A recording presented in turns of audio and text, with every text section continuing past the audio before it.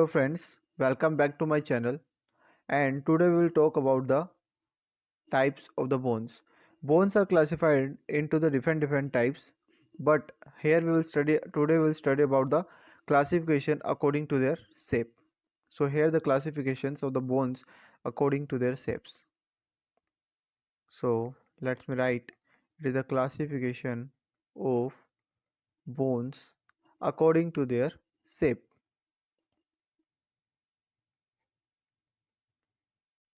According to shape. So on the basis of that, the bones are classified into mainly the bones are classified into the six types. And some book we will see the eight types of the bones, that is also accessory and heterogenic bones. And in some books you will see the five types of the bones. So there is how many types? Today we will study about only the six types of the bone basis on their shape. So let's study it and let's start. So there are the six types of the bone. What these are? So these are the long bones. These are the long bones. The second, then short bones.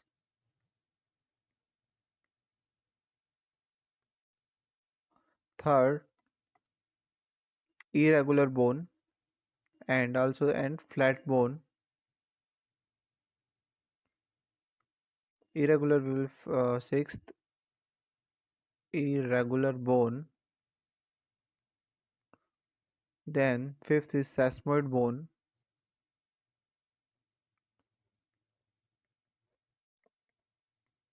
and also here we will study about the pneumatic bone also. And what with are pneumatic bones? Actually, we know the names of the bones, but we forgot the classifications. We don't think with what are pneumatic bones, what are sesamoid bones, what are the irregular bones. We forgot every time. So let's memorize it and learn it. Okay, so let's study one by one. So here our long bones. Why these are the long bones? Because they are the typically longer than the wide. Means they are typically longer than wide. Means लंबाई में क्या होते हैं, बड़ी होती हैं, और जो चौड़ाई इनकी क्या होती है, कम होती है. So it has like this. Sorry, not so much, but it's like, so these are the epiphyses here, and these are the diaphyses. It's also known as shaft. We will study it here in the histology of the bones. So this is the epiphysis. So this is, we can say, the proximal epiphysis, and there is distal epiphysis.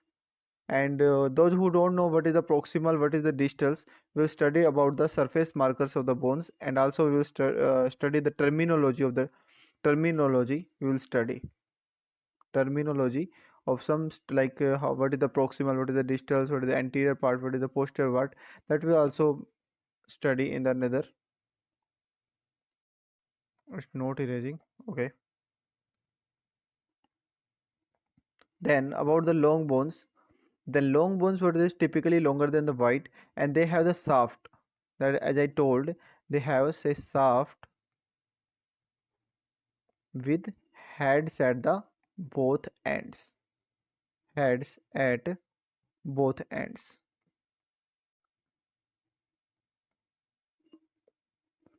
And it includes mostly compact bones are under long bones. Mostly the compact bone.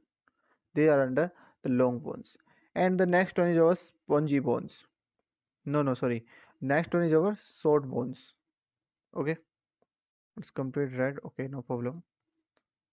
Let me show me this one like this. This is the long bones. So next our bone is our short bones. So what is the short bones? Is they are short in number, or these are the short in the shape? Yes, they are this generally the cube shape or rounded shape.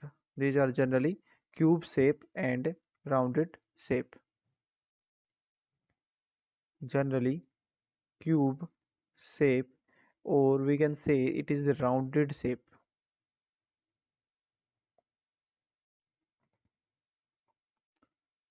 Okay, and it contains mostly the spongy bones. So that's why I told spongy. It consists mostly spongy bones. What is spongy, what is compact, that is also goes under histology. And the spongy bones, they have the cavity, and the compact bones, the cavity with dense covering, so we can call it compact bones. And the compact bone mainly present in the diaphysis regions of the humerus or the femur, and the spongy bones, it mainly present in the epiphyseal regions of the long bones, like we can say humerus and the, oh we forgot here the examples. So long bones we can write, what is that, humerus, and next is femur. Is it radius, ulna, is it long bones? Yes, radius we can say, ulna, there's metacarpal bones and phalanges, these all are under the long bones. So okay, so can you tell me the two spongy bones? So these are the example. There is carpals and the tarsals. So these are the short and smallest bones. Not the smallest bones, but these are the short bones and it is a rounded shape. Okay. The next is our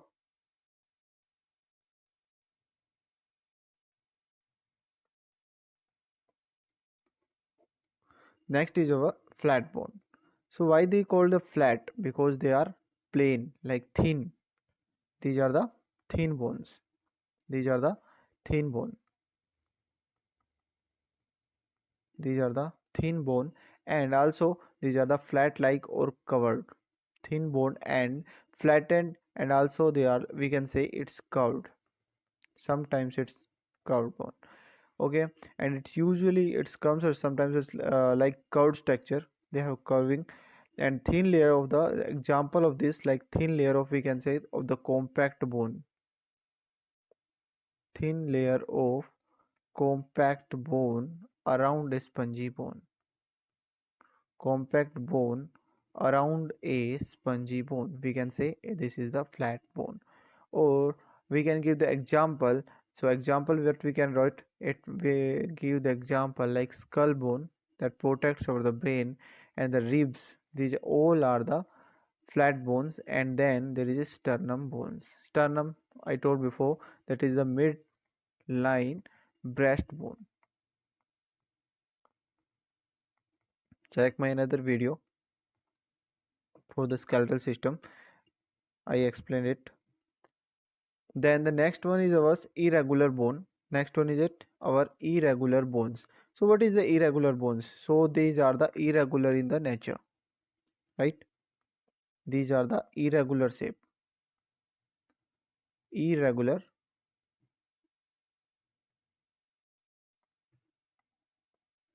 So these are the irregular shape.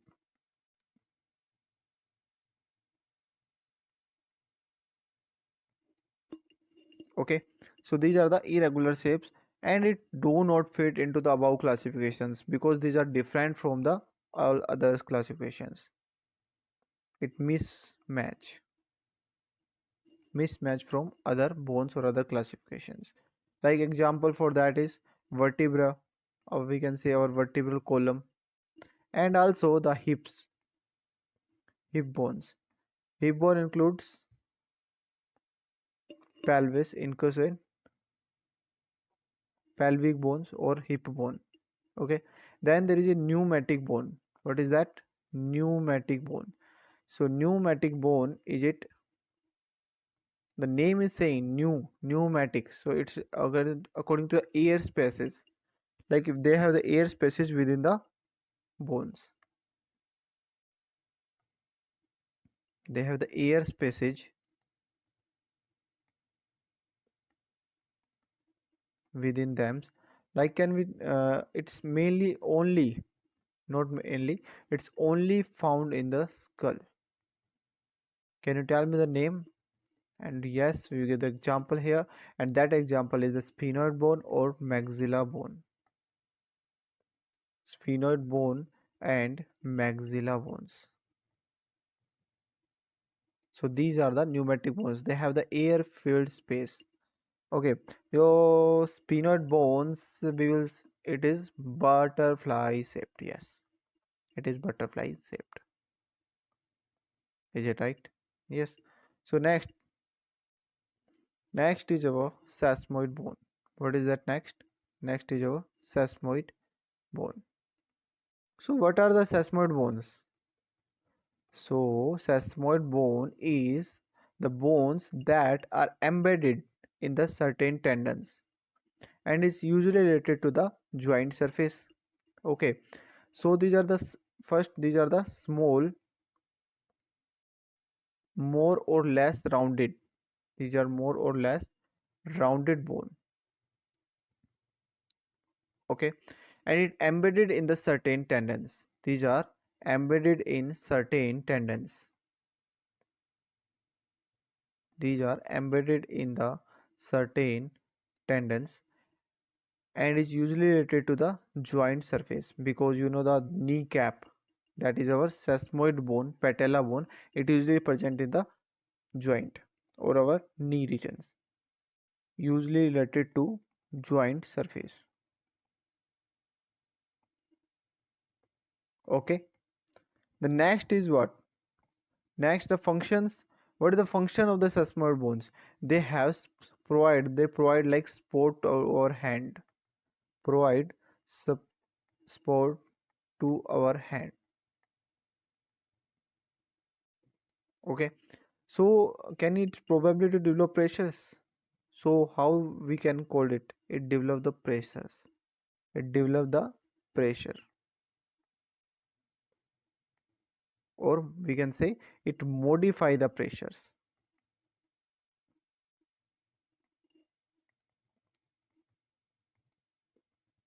Also, it diminishes the frictions. It diminishes the friction between the two bones, so it diminishes the friction. So it's not so important these things, but we should remember, like it is related to the most is that sesamoid bones. So these are the word of example. The most important here is the example of the sesamoid bones. We have the pisiform bones present in the wrist joint. Then there is patella, patella ulna, that is patella. It's kneecap. Okay, and then we have fibula, rider's bone. We can say it rider's bone. Okay, so pisiform, patella, and the fibula. Okay, so these are the three bones which are undergo sesamoid bones. So these are the small, more or less rounded embedded in the certain tendons or developed from the tendons and is usually related to the joint surface. Okay, so patella, fibula, and the pisiform, that is also known the wrist bone, and one more bone, there is accessory bones and heterogenic bones, so we no need to focus on them. So let's revise it first. Okay, here we study about the bones. Here we study about the bones. So these are the classifications we study. The classification both according to their shape. So shape we study that these are long bones, short bones, flat bones, irregular bones, sesamoid bones. Okay. Then we study about the long bones. What is the long bones? Long bones, they are typically longer than the width. इनकी लंबाई क्या होती है, ज़्यादा होती है, और width क्या होती है, इनकी कम होती है. Okay. There's the shaft with heads at the bone ends, because shaft like diaphysis, and we can say there is a proximal epiphysis and there is a distal epiphysis. It mostly the compact bones. Here mostly the compact. What is the compact bone? The bone which are has cavity with dense covering is known as the compact bone. Okay, then there is short bones. It's generally the cube shape or rounded shapes. It consists of mostly the spongy bone. Spongy bones as example carpals and tarsals. Then there is a flat bones. What is the flat bones? These are the thin bones and the flat ends. Thin bone and the flat ends means curved. Yes, thin bone and the flat end. So these are usually curved. Usually कैसे होते हैं? Curved होते हैं. So there is a thin layer, the compact bone around a spongy bones. Example like skull, ribs, sternum, and midline. Sternum is known as the midline breastbone, as we told in the previous class or previous video. Irregular bone, it is irregular shape and it's mismatched from other classifications. Let me write full here. Mismatched from other classifications. Don't match with any classifications. Okay, so these are the vertebrae and the hip bones. And pneumatic bones, the air space within them, so air space, yeah, we can say the air space bones is known as the pneumatic bone. Pneumatic is like air. Pneumatic is the terms for air filled. Okay, and then there is sesamoid bone. Sesamoid bone, the main things we need to know about the sesamoid bones, we need to memorize the example. What we need to memorize, we need to memorize the example, that is a pisiforms present in the wrist.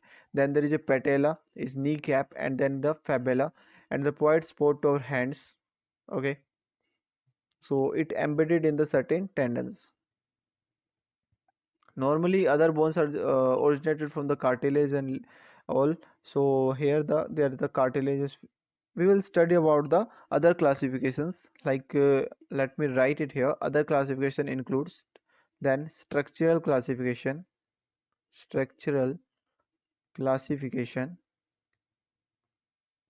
Okay, then there is a developmental classifications,